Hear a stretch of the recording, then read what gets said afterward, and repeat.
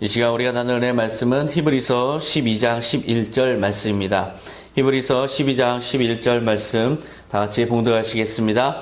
무릇 징계가 당시에는 즐거워 보이지 않고 슬퍼 보이나 후에 그로 말미암아 연단받은 자들은 의와 평강의 열매를 맺느니라. 아멘. 오늘 말씀의 제목은 우리에 대하여 우리를 위하여입니다. 가출하는 청소년들을 조사해 보니까 대부분 그 가출의 이유가 부모님이 하는 잔소리가 싫어서 가출했다.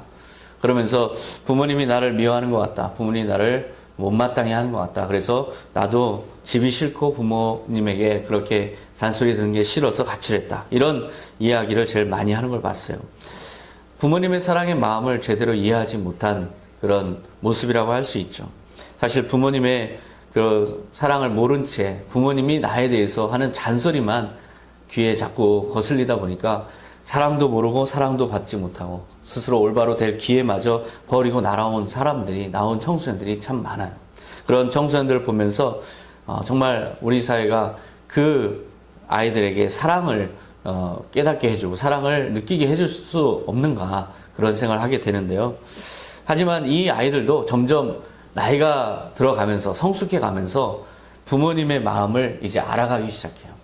자기가 가정을 이루고 자기가 또한 아이들을 키워보면서 부모님이 나에게 그렇게 싫은 소리를 하셨던 것이 나에 대해서 내가 잘못한 거에 대해서 나와 싸우시긴 하셨지만 사실은 나를 보호하기 위해서 또한 애쓰셨구나. 나를 잘 올바르게 자라나게 하기 위해서 그렇게 싸우셨던 것이구나를 깨닫게 되는 거죠. 그리고 무엇보다 나를 위해서 엄청나게 희생하셨구나. 이것을 동시에 깨닫게 되는 거예요. 이게 바로 성숙의 그런 모습이라고 할 수 있어요. 자식을 사랑하는 부모의 교육의 방식을 이제 스스로 깨달아가는 그 아이들의 모습을 이제 우리는 주변에서 보게 돼요. 제가 가출한 청소년을 돌본 적이 있는데요. 그 청소년도 그때는 부모님의 말씀이 싫어서 나와서 집을 얻어서 이제 고등학교 올라가는 학생이 그렇게 이제 가출을 했었지만 지금은 결혼해서 부모님께 아주 잘하고 잘 살아요. 그러면서 자기의 철없었던 그 시절의 이야기를 가끔 하는데요. 바로 그렇게 우리는 부모님의 마음을 깨달아가는 그 과정에서 부모님이 우리를 사랑하실 뿐만 아니라 또한 우리에게 그 사랑만큼이나 우리가 악에서 떠나고 뭔가 잘못해서 떠날 수 있도록 그렇게 징계를 가하신다는 걸 우리가 볼 수가 있어요. 하나님도 마찬가지라는 것이죠. 오늘 본문을 보면 하나님께서도 징계를 우리에게 가하시는데요. 그 징계가 우리는 처음에는 즐거워 보이지 않고 슬퍼 보이고 그렇지만 나중에 그것을 잘 견디고 그 교육을 잘 받은 사람은 하나님에 대한 강한 믿음을 가지고 의와 평강의 열매를 많이 맺는다. 이렇게 본문에서 말씀하고 있어요. 하나님은 우리의 영의 아버지세요. 하나님을 우리는 그냥 신으로만 생각하는 경향이 있어요. 하지만 하나님은 우리의 영의 아버지시고 우리는 모두 그분의 자녀예요. 이것이 성경에서 얼마나 많이 증거됐는지 몰라요. 그 중에서 특히 요한복음 1장 12절 말씀을 보면요. 하나님은 영접하는 자 곧 그 이름을 믿는 자들에게는 하나님의 자녀가 되는 권세를 주셨으니 이는 혈통으로나 육정으로나 사람의 뜻으로 나지 아니하고 오직 하나님께로부터 난 자들이니라.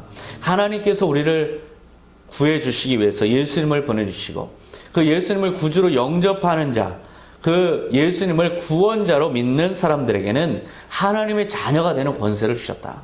그런데 그것은 하나님께로부터 난 자들이다. 자식이 부모를 선택할 수 있어요? 부모를 선택할 수 없죠. 부모가 자식을 낳는 것이죠. 하나님께서도 우리를 그렇게 선택하셔서 이 자리에 불러주시고 하나님 자녀 삼으시고 은혜 주셨다는 것, 이것을 믿으시기 바랍니다.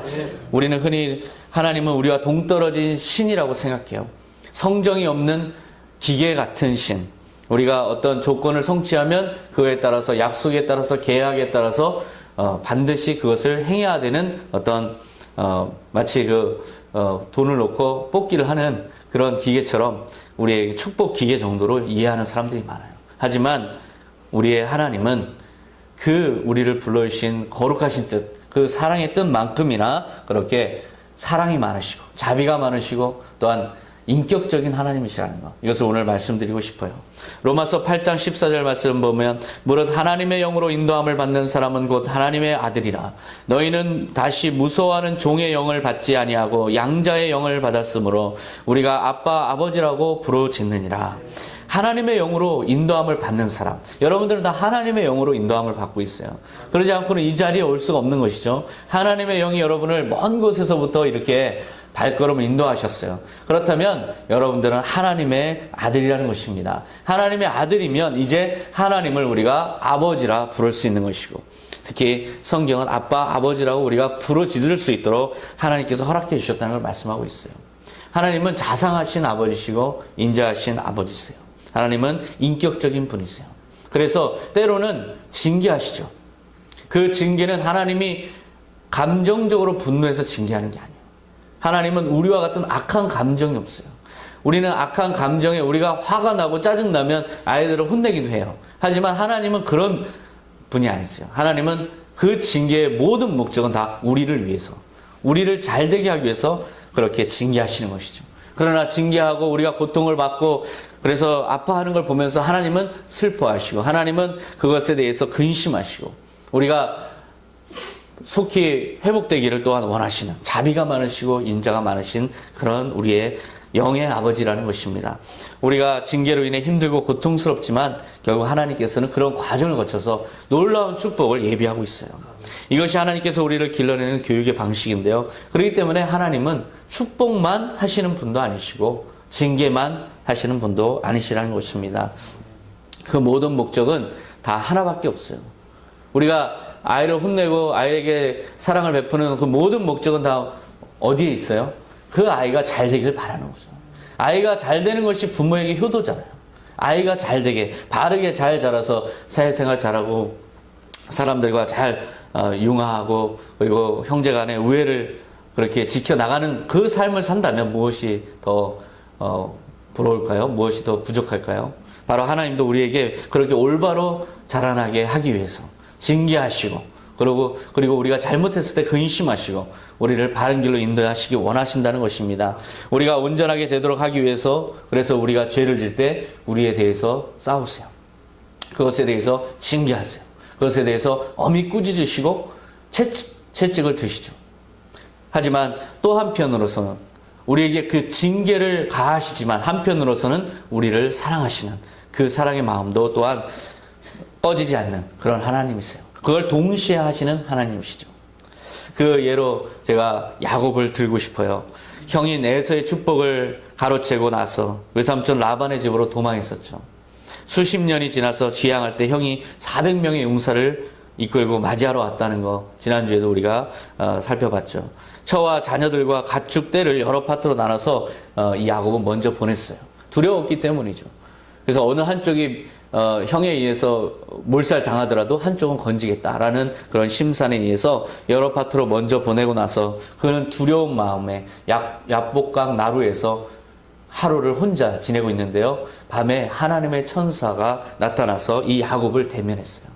이 야곱은 천사가 올라가지 못하도록 붙잡고 밤새도록 천사를 붙잡고 씨름을 하는데요. 창세기 32장 24절 말씀, 야곱은 홀로 남았더니 어떤 사람이 날이 새도록 야곱과 씨름하다가 자기가 야곱을 이기지 못함을 보고 그가 야곱의 허벅지 관절을 치매 야곱의 허벅지 관절이 그 사람과 씨름할 때에 어긋났더라. 야곱은 하나님의 천사를 붙잡았어요. 자신이 처한 절망적 상황 속에서 어떻게든 하나님의 축복을 약속받기 위해서 끝까지 붙잡고 씨름하는 그런 모습을 볼 수가 있어요. 천사가 그의 허벅지를 쳤죠. 이 야곱은 사실은 자기의 잔꾀와 자기의 잔머리, 그 약삭빠른 그런 자기의 재능을 발휘해서 이제까지 살아온 사람이에요. 그랬던 사람이 하나님을 의지하지 않고 자기의 잔꾀를 의지했던 이 야곱이 자기가 불신앙으로 살아온 그 삶을 망각한 채 그저 축복만을 바랄 때 천사는 그 야곱에 대해서 징계했어요. 그 허벅지 관절이 위골되고 그렇게 야곱은 상처를 입었죠. 하지만 그 징계에도 불구하고 하나님의 축복을 끝까지 붙잡고 하나님만을 의지하며 살겠다는 이 강력한 의지로 밤새도록 이 천사와 씨름하는 이 야곱. 결코 놓지 않겠다라는 그 심정으로 그 하나님의 천사를 끝까지 붙잡는 그 야곱에게 이 천사는 창세기 32장 26절에 그가 이르되 날이 세려하니 나로 가게 하라. 야곱이 이르되 당신이 내게 축복하지 아니하면 가게 하지 아니하겠나이다. 하나님의 천사는 고통스러운 징계에도 이 하나님을 놓지 않는 이 야곱을 보면서 결국은 축복하게 돼요. 야곱은 이제까지는 자기의 잔꾀로 살았지만 이제는 하나님의 축복을 내가 바라고 하나님이 함께 하심을 믿고 하나님을 붙잡고 살아가겠다라는 강력한 의지를, 믿음을 보여준 거죠. 그랬을 때 창세기 32장 28절에 그가 이르되 내 이름을 다시는 야곱이라 부를 것이 아니요 이스라엘이라 부를 것이니 이는 내가 하나님과 및 사람들과 겨루어 이겼습니다. 하나님은 밤이 새도록 야곱과 맞서 싸우신 거예요. 야곱이 그동안 살아왔던 그런 죄된 삶, 하나님 없는 삶, 불신앙의 삶, 그것과 대항하시면서 싸우신 거죠. 그러면서 한편으로는 이 야곱을 어떻게 축복할까? 어떻게 하면 이 이스라엘 민족의 지도자가 되게 할까? 그 선조가 되게 할까? 그것을 또한 함께 고민하시는 그런 천사의 모습을 볼 수가 있어요. 여기서부터 이스라엘이 비로소 시작된 것이죠. 이스라엘은 그렇게 하나님만을 끝까지 붙잡고 살아가는 사람, 끝까지 하나님만 의지하는 사람, 그래서 어떠한 징계에도 불구하고 하나님을 아버지로, 하나님을 자신들의 영원한 신으로 인정하고 살아가도록 하는 그런 섭리가 여기에 녹아 있어요. 창세기 32장 30절에 보면 그러므로 야곱이 그곳 이름을 브니엘이라 하였으니 그가 이르기를 내가 하나님과 대면하여 보았으나 내 생명이 보존되었다 함이더라. 밤새도록 하나님의 천사와 싸우고 그렇게 겨루고 씨름하면서 결국 자신의 과거의 모든 잘못들 그리고 불신앙에 대해서 징계를 받고 한편으로는 또 축복을 받기 위해서 끝까지 믿음으로 사투를 벌였던 이 야곱의 모습, 이 새벽 해가 동이 틀 때 자신의 환도뼈가 부러져서 위골된 그 환도뼈 때문에 절면서 그렇게 자신의 형을 향해서 달려가는, 걸어가는, 쩔뚝거리며 걸어가는 야곱을 한번 상상해 보세요. 그의 삶은 이제 한편으로는 하나님과 대항했지만 한편으로는 하나님의 축복을 받고 약속을 받고 지금 축복의 길을 걸어서 가고 있어요. 이제 야곱의 이제 운명은 어떻게 돼요? 형을 만나게 되죠. 형을 보면서 야곱이 뭐라 그래요? 내가 하나님의 얼굴을 보는 것 같습니다. 사실상 이 야곱은 밤새도록 하나님과 대면하면서 믿음으로 그렇게 하나님을 봤던 그런 이 전날 밤을 보낸 것이죠. 칼뱅은 이 부분을 이렇게 주석했어요. 주님은 왼손으로 우리를 상대하시고 오른손으로 우리를 도우신다. 하나님은 우리와 싸우시는 동시에 우리를 위하시며 싸우신다. 우리가 약함을 극복할 수 있도록 우리에 대해서 하나님은 싸우세요. 그래서 우리가 이 죄로부터 벗어날 수 있도록 그렇게 축복된 삶을 살 수 있도록 우리를 계속해서 징계하시면서 바꿔 나가시죠. 한편으로는 그렇게 우리에게 징계하시면서도 한편으로는 날마다 우리를 위하시고 우리를 위해서 축복을 예비하시는 하나님, 우리의 짐을 사실상 다 짊어지시는 하나님, 그것을 시편 68편에 기록하고 있어요. 날마다 우리 짐을 지시는 주 곧 우리의 구원이신 하나님을 찬송할지로다. 하나님은 우리와 싸우시면서도 그렇게 우리의 짐을 짊어지시고 우리를 들으시는 아버지라는 것이죠. 그래서 호세아 6장 1절을 보면요. 오라 우리가 여호와께로 돌아가자. 여호와께서 우리를 찢으셨으나 도로 낫게 하실 것이요 우리를 치셨으나 싸매 주실 것입니다. 하나님께서는 우리를 치시고 우리를 징계하시지만 이것이 하나님의 본심이 아니라는 것입니다. 하나님은 우리를 도우시고 하나님은 우리를 보호하시고 하나님은 우리를 축복하시기 원하세요. 이것이 바로 하나님의 본심이라는 것입니다. 호세아서 6장 3절에 그러므로 우리가 여호와를 알자. 힘써 여호와를 알자. 그의 나타나심은 새벽빛같이 어김없나니 비와 같이 땅을 적시는 늦은 비와 같이 우리에게 임하시느니라 하니라. 하나님께서는 그렇게 우리를 한편으로는 징계하시면서 한편으로는 사랑을 베푸신다는 것, 이것을 알아가는 것, 이것이 바로 여호와를 알아가는 것, 하나님을 알아가는 것, 그 하나님과 동행하는 삶이라는 것입니다. 참 아버지인 이 하나님을 우리가 바로할 때 그 은혜와 사랑을 우리가 온전히 느낄 수가 있어요. 그리고 하나님은 인격적이시라는 것, 하나님은 성실하시다는 것, 그것을 우리 깊이 깨닫게 되는 것이죠. 이스라엘 민족은 40년의 광야 생활 동안 이 하나님을 경험했어요. 하나님이 축복을 주시면 교만해져서 불순종하고, 하나님을 대적해서 하나님을 원망하고, 그래서 하나님이 징계를 가하시면 고통 속에서 부르짖으며 살려달라고 또 구원을 요청하고, 하나님이 자비를 베푸셔서 다시 구원하시면 찬송하고, 하나님을 경배하면서도 또 얼마간 시간이 지나면 어떻게 돼요? 다시 또 불순종하고 교만하고, 계속해서 이 반복된 과정 속에서 하나님이 우리와 함께 하신다, 이 사실만큼은 분명하게 깨닫는 것이죠. 이게 바로 하나님이 우리를 교육시키시는 방식이에요. 하나님이 우리를 징계하시기 때문에 우리는 하나의 새로움을 느끼죠. 하나님은 살아계시구나. 하나님이 징계하시지 않으면 우리는 하나님의 살아계심을 알 수가 없어요. 하나님은 그렇게 우리의 인격적인 하나님 아버지로서 우리와 동행하시면서 우리에게 잘못된 길을 가면 징계하시는 하나님, 그 징계 속에 그래서 사랑이 녹아있는 거죠. 히브리서 12장 5절에 내 아들아 주의 징계하심을 경히 여기지 말며 그에게 꼴찌람을 받을 때 낙심하지 말라. 주께서 그 사랑하시는 자를 징계하시고 그가 받아들이시는 아들마다 채찍질 하심이라 하였으니, 하나님께서는 그렇게 진정으로 우리를 영원히 사랑하시기 때문에 싸우시는 동시에 보호하시는 그런 분이시라는 것입니다. 조건적인 분이 아니세요. 내가 조건을 성취하면 뭔가 해주시는 분, 기계적으로 작동하시는 분이 아니세요. 하나님은 노하기를 더디하시면서 자비는 빨리 베푸시는, 사랑이 많으신 진정한 하나님 아버지라는 것입니다. 무조건적인 사랑을 베푸시고, 따라서 그 사랑만큼이나 우리가 바르게 자라나기를 원하시는 그 징계를 또한 가차없이 행하시는 분, 그것은 사랑의 징계라고 할 수 있죠. 예수님도 바로 그런 징계를 피할 수 없었어요. 인간으로 오셨을 때 그러한 어려움 속에서, 징계 속에서, 육체의 연약함 때문에 그러한 징계 속에서 하나님의 사랑을 끝까지 지키시는 그런 모습을 볼 수가 있었어요. 예수님 또한 제자들에게도 그 사랑을 전해주시기 원하셨어요. 제자들이 그렇게 하나님의 사랑을 온전하게 깨닫고 함께 하심을 온전하게 깨닫도록 하나님의 성품 그대로 제자들에게 똑같이 행하셨는데요.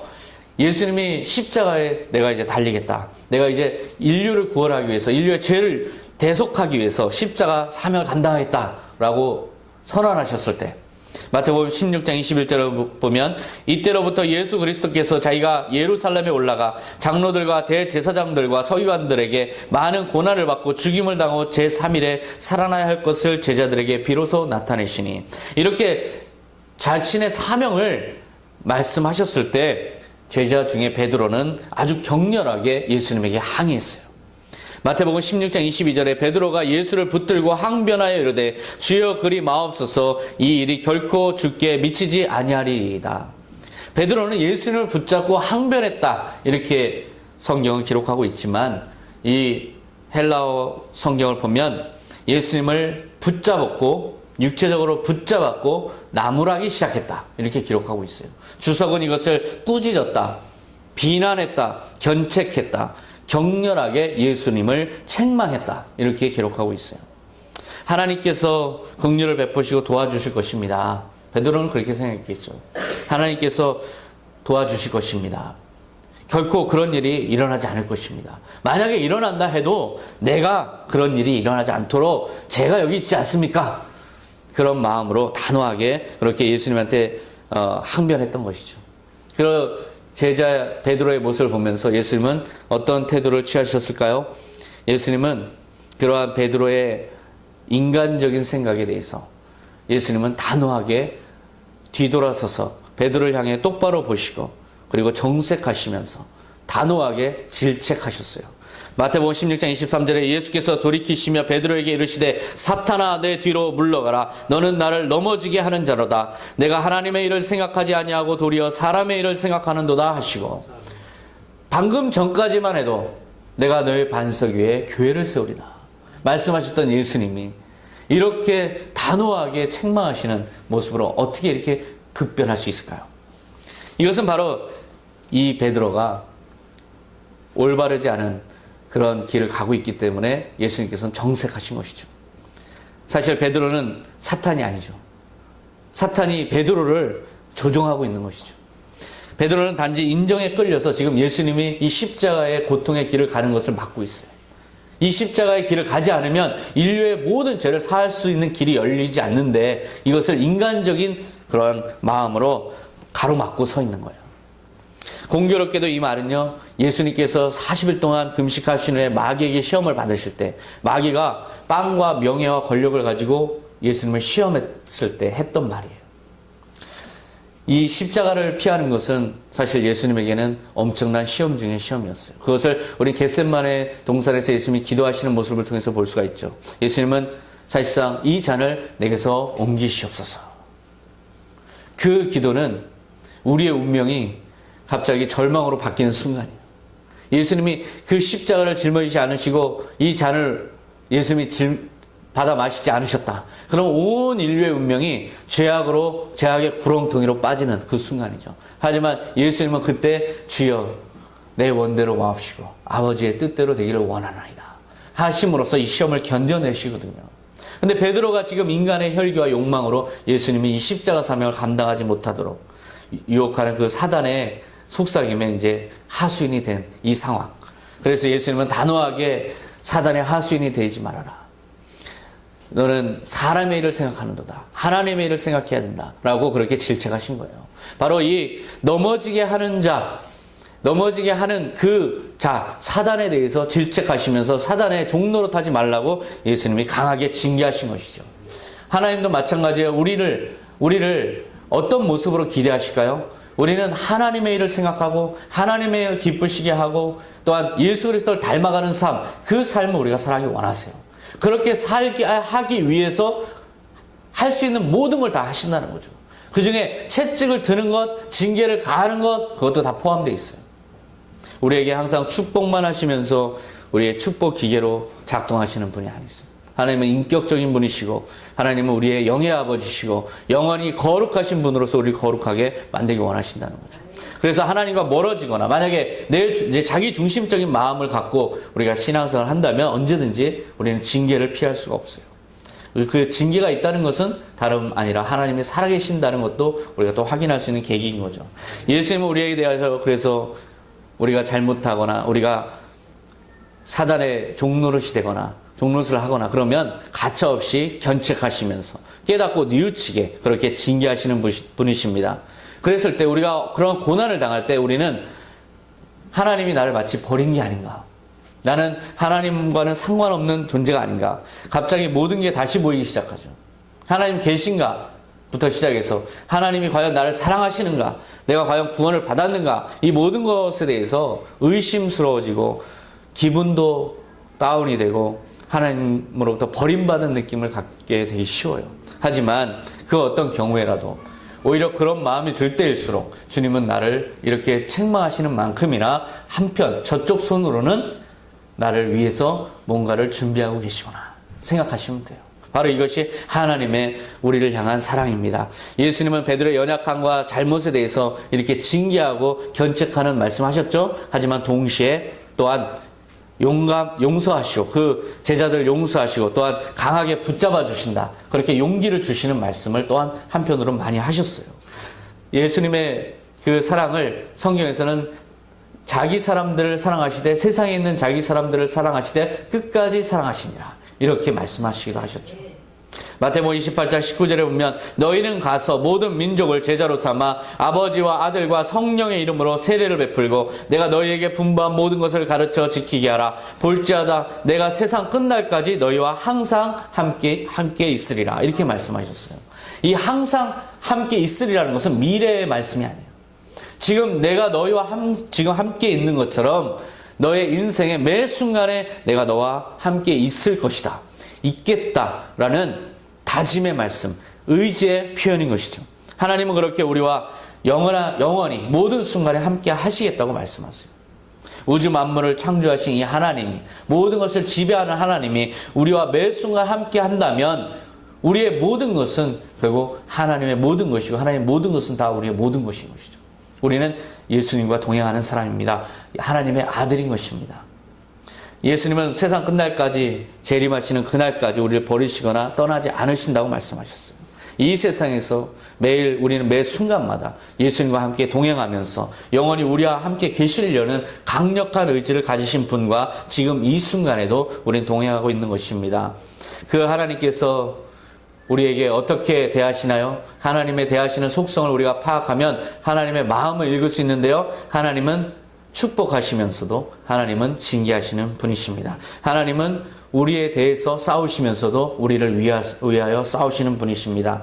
히브리서 12장 7절 너희가 참음은 징계를 받기 위함이라 하나님이 아들과 같이 너희를 대우하시나니 어찌 아버지가 징계하지 않는 아들이 있으리요 너희에게 없으면 사생자여 친아들이 아니니라. 하나님께서 우리를 징계하신다는 건 내가 너희의 아버지다라고 선언하시는 거나 마찬가지예요. 우리가 어려움을 겪거나 고통 속에 있을 때 하나님이 나를 향해서 지금 하나님의 살아계심을 사인을 강력하게 보내시는구나. 하나님이 이토록 나를 붙잡고 계시다는 것을 보여주시는구나. 내가 진정 하나님의 관심사구나. 내가 진정 하나님의 아들이구나. 바로 그것을 깨닫기 바랍니다. 하나님은 조건형의 신이 아니시고 기계적인 대상이 아니시고 온전히 인격적인 분이시고 하나님의 거룩한 성품을 닮게 하기를 원하시는 최고의 교사세요.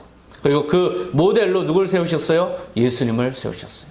예수님은 우리가 닮아가야 될 교과서예요. 모델이고 예수님을 닮는 삶, 그것이 바로 하나님께로 가까이 나아가는 삶, 하나님이 원하시는 교육의 목표예요. 하나님에 대한 우리의 인식은 더 성숙해져야 합니다. 히브리서 12장 9절에 보면 우리 육신의 아버지가 우리를 징계하여도 공경하였거든 하물며 모든 영의 아버지가 더욱 복종하며 살려 하지 않겠느냐. 그들은 잠시 자기의 뜻대로 우리를 징계하였거니와 오직 하나님은 우리의 유익을 위하여 그의 거룩하심에 참여하게 하시느니라. 이 징계의 목적이 뭐예요? 우리의 유익을 위해서. 하나님이 우리를 징계해서 하나님이 속이 시원해지는 게 아니에요. 우리를 징계한다고 해서 하나님이 뭔가 답답한 게 풀리는 게 아니에요. 이 모든 징계는 다 우리를 위한 것, 우리의 유익을 위한 것, 우리가 더욱더 거룩하게 변화돼서 하나님의 더 큰 사랑을 받게 하기 위해서, 또한 하나님의 원하시고 하나님을 영광 돌리는 그런 삶을 살게 하기 위해서 그렇게 징계를 통해서 우리를 온전케 하십니다. 그 징계의 이유가 무엇일까요? 더 엄밀히 말하면 우리는 하나님의 나라를 상속받아야 되기 때문에, 하나님의 나라의 상속자이기 때문에 그 상속자로서의 마땅한 모습, 마땅한 우리의 삶의 태도를 갖게 하기 위해서 그렇게 계속해서 우리를 다듬어 가시기 원하시는 거예요. 로마서 8장 17절 자녀이면 또한 상속자 곧 하나님의 상속자요 그리스도와 함께한 상속자니 우리가 그와 함께 영광을 받기 위하여 고난도 함께 받아야 할 것이니라. 우리가 하나님의 상속자라는 거예요. 예수님과 함께 공동 상속자로 우리가 그렇게 선택을 받았어요. 양아들을 삼으신 다음에 재산을 물려주시겠다는 거예요. 우리가 그렇게 양아들이 된 거고 예수님을 통해서 예수님의 용서의 은혜를 통해서 우리가 죄인이었지만 하나님의 부름을 받아서 이제 하나님의 아들로 그렇게 자녀로 권세를 얻었어요. 그런 자녀에게 하나님을 아버지로 둔 자녀에게 하나님의 성품과 닮는 모습으로 교육시키는 것은 당연한 것이죠. 하나님의 나라를 상속받을 자의 마땅한 그런 품위와 권위를 갖게 하기 위해서 징계하시는 건 당연한 것이죠. 그때부터 교육은 시작되는 것이죠. 왕이 되려고 해도 왕의 교육을 받고, 그죠? 대신이 되려고 해도 그 신하의 교육을 받는데 당연한 것이죠. 그렇기 때문에 이것은 우리에게 축복이라는 것입니다. 혹시 우리가 고난 가운데 있다면 하나님의 징계하시는 그 고통 속에서 오히려 역설적이지만 하나님의 깊은 사랑을 깨닫기 바랍니다. 하나님은 그렇게 동시에 우리에게 징계하시면서 한편으론 다른 손에서는 동시에 우리를 위해서 일하고 계십니다. 그러한 믿음으로 승리하시기 바랍니다. 하나님 아버지 감사합니다. 주님, 우리는 때로는 고통 속에서 하나님이 과연 계신가, 하나님이 과연 나를 사랑하시는가, 하나님이 정말 나를 구원하셨는가 의심할 때가 많습니다. 주님, 홀로 버려진 듯한 느낌 속에서 주님 고독하고 주님 하나님을 떠나서 한동안 방황할 때가 있습니다. 주님, 그러나 주님께서는 한 손으로는 우리와 동행하시고 또한 우리를 징계하시면서도 다른 한 손으로는 동시에 우리를 돕고 계신다는 것을 깨닫게 하여 주시옵소서. 주님의 양손의 섭리를 이해하게 하여 주시옵소서. 주님, 우리의 믿음이 양손의 섭리를 다 이해하는 데까지 이르게 하여 주시옵소서. 그리함으로 주님 징계를 기쁨으로 받고 축복도 겸손하게 받고 그렇게 주님과 닮아가며 주님께 영광 돌리는 선한 청지를 다 되게 하여 주시옵소서. 감사드리며 예수님의 이름으로 기도하옵나이다. 아멘.